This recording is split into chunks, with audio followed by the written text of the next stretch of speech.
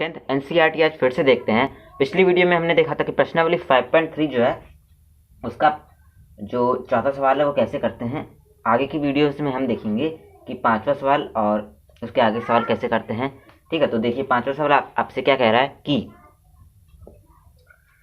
किसी एपी का प्रथम पद 5, अंतिम पद 45 और योग 400 है। पदों की संख्या और सार्वंतर ज्ञात कीजिए। ठीक, प्रथम पद कितना दिया हुआ है, हमें 5 दिया हुआ है, अंतिम पद L दिया हुआ है 45 और योग कितना दिया हुआ है 400। तो हम कौन सा सूत्र लगाएंगे, Sn is equal to n/2 a plus an, या फिर an को हमने L लिखाया तो यहाँ भी L लिख देते हैं। ठीक, Sn is equal to n/2 a plus L। ठीक, ये वाला सूत्र लगेगा जिससे n की वैल्यू हमें पता चल जाएगी। ठीक, ऐसे ही देखिए छठवां सवाल क्या कह रहा है आपसे, किसी एपी के प्रथम और अंतिम पद क्रमशः 17 और 350 हैं। यदि सार्वंतर D हमें 9 दिया है तो इसमें कितने पद हैं और इनका योग क्या है। ठीक है, ऊपर वाले सवाल में एक चीज मिस हो गई कि पदों की संख्या तो हमने बता दिया आपको कैसे निकालना, और सार्वंतर कैसे ज्ञात करेंगे, an is equal to a plus n minus 1 into D. n यहाँ से आ गया, फिर उस वाले फॉर्मूले में nवा पद वाले फॉर्मूले में आपको सब मान रख देने हैं जिससे d का मान भी आ जाएगा। देखिए छठवां सवाल, ठीक है, देख लिया हमने, a दिया है, l दिया है, d भी दिया है, तो इसमें कितने पद हैं और इनका योग बिल्कुल उल्टा है। दोनों फॉर्मूले यही वाले लगेंगे जिससे आप निकाल लेंगे। ठीक, सातवां सवाल देखिए क्या कह रहा है कि उस एपी के प्रथम 22 पदों का योग ज्ञात कीजिए जिसमें d इज इक्वल टू 7 और 22वां पद 149 है। देखिए सातवां सवाल आपसे क्या कह रहा है कि प्रथम 22 पदों का योग S22 is equal to what, हमें निकालना है S22 निकालना है हमें, और d हमें दिया है, d कितना दिया हुआ है हमें, d हमें दिया है 7 और 22वां पद कौन सा है 149। तो a22 इज इक्वल टू 149। तो इसमें कौन सा फॉर्म लगेगा, S22 is equal to n/2 मतलब 22/2 a। ठीक, a प्लस an मतलब a22 है ना। अब d हमें पता है, a निकालना है, तो इसके लिए हम कौन सा फॉर्मूला लगाएंगे, a22 is equal to a plus n minus 1 into D, मतलब 22 माइनस 1 इंटू डी। डी कितना है 7, यहाँ से हमारा a आ जाएगा, a जब हम यहाँ रख देंगे तो हमारा आंसर आ जाएगा।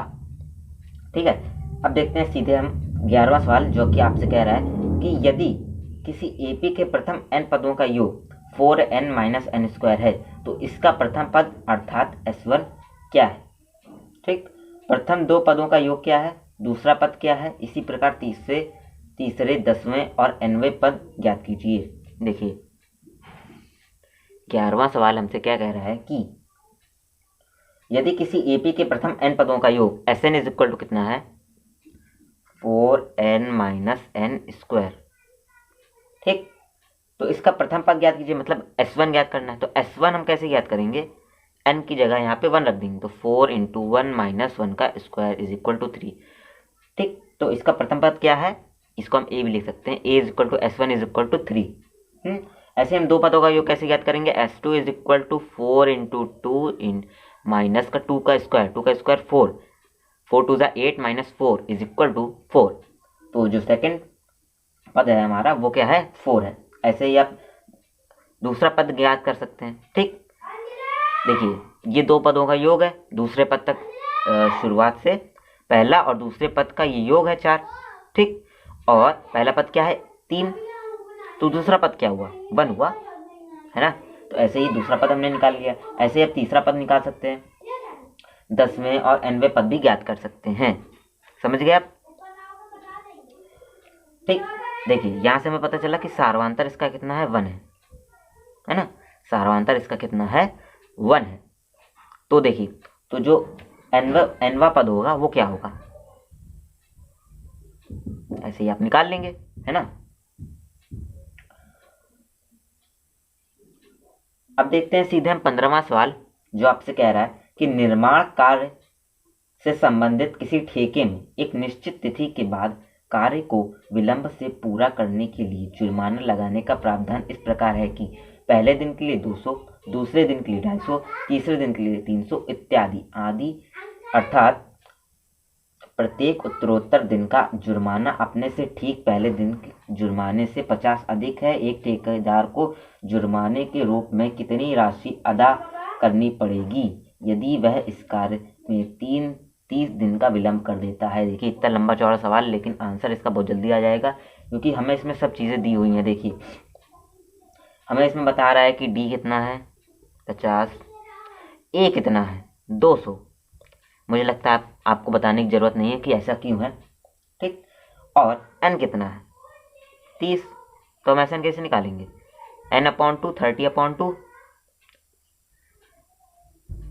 2a कितना हो जाएगा 400 प्लस n-1 29 इंटू डी कितना 50। बस इसको आप सॉल्व कर लीजिए, ऐसा ना आ जाएगा आपका, ठीक। ऐसे ही आप और भी सवाल करके देखिएगा, अगर आपको नहीं आते तो आप पूछ सकते हैं, ठीक है। देखिए जो आपका 17वां सवाल है वो आपसे क्या कह रहा है कि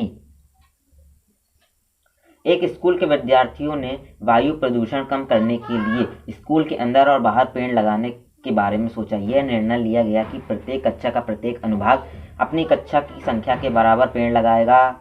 उदाहरण, कक्षा 1 का एक अनुभाग 1 पेड़ लगाएगा, ठीक। कक्षा 2 का एक अनुभाग 2 पेड़ लगाएगा, कक्षा 3 का एक अनुभाग 3 पेड़ लगाएगा इत्यादि, और ऐसा कक्षा 12 तक के लिए चलता रहेगा, ठीक। प्रत्येक कक्षा के 3 अनुभाग हैं। इस स्कूल के विद्यार्थी द्वारा लगाए गए कुल पेड़ों की संख्या कितनी होगी।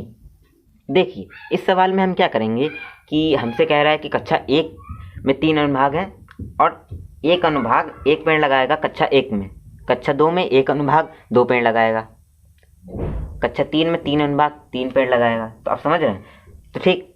तो और प्रत्येक कक्षा में 3 अनुभाग हैं, इसका मतलब क्या है। देखिए कक्षा 1 पहले देखते हैं, तो कक्षा 1 में 1 पेड़ लगेगा और अनुभाग कितने हैं 3, और कक्षा 2 में 2 पेड़ लगेंगे, अनुभाग कितने हैं 3, कक्षा 3 में 3 पेड़ लगेंगे, अनुभाग कितने हैं 3। ऐसे ही चलते चलते आखिरी में देखें तो कक्षा 12 में 12 पेड़ लगेंगे, अनुभाग कितने हैं 3। तो क्या हमारे पास श्रेणी बन गई कि समांतर श्रेणी का योग क्या आ गया 3 + 6 + 9 + डैश ऐसे 12 यानी 36, ठीक। ये आ गया हमारे पास। देखिए इसका सारांतर समान है, मतलब कि ये एक समांतर श्रेणी है, और समांतर श्रेणी का हम योग कैसे ज्ञात करते हैं, एस कितने हैं 12 कक्षाएं हैं तो 12 पद हुए हमारे पास, तो S12 = 12/2 मतलब 6। 2a कितना है 3 दूनी 6 प्लस n कितना है 12 - 1 11 इंटू डी कितना है 3 हमारे पास, ठीक। क्या आ गया हमारे पास 6, यहाँ देखिए 11 इंटू 3 करेंगे तो 33 आ जाएगा, और 33 6 39 का अगर हम 6 में गुणा करवा देंगे तो S12 = आ जाएगा हमारे पास 234। ये आपका आंसर हो जाएगा। समझ गए आप। तो ऐसे ही आपको सवाल करने हैं, जो सवाल मैंने छोड़ दिए हैं वो आपको खुद ट्राई करने हैं। अगली वीडियो में हम देखेंगे इसको कुछ अच्छे सवाल, और अगली वीडियो में हम इस चैप्टर को ख़त्म कर देंगे। धन्यवाद।